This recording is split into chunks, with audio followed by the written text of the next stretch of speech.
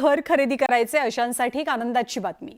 म्हाडाच्या कोकण मंडळाच्या वतीने 5285 घरांची सोडत जाहीर झाली आहे। ठाणे शहर, ठाणे जिल्हा आणि वसईमध्ये घरे असतील, तर कुळगाव बदलापूर येथील 77 भूखंड विक्री करता सोडत सुद्धा जाहीर झाली आहे। सोडतीसाठी अर्ज नोंदणी आणि अर्ज भरणा प्रक्रियेचा शुभारंभ गो लाईव्ह कार्यक्रमाअंतर्गत 14 जुलैला म्हाडाचे उपाध्यक्ष मुख्य कार्यकारी अधिकारी संजीव जयस्वाल यांच्या हस्ते पार पडेल।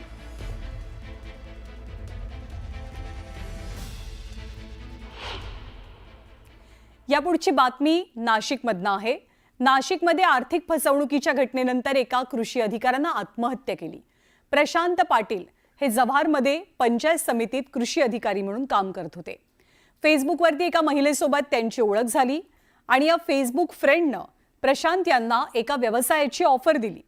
स्वस्तात तेल खरेदी करायचं आणि ते जास्तीत जास्त किमतीमध्ये विकायचं असं आमिष तिने दाखवलं।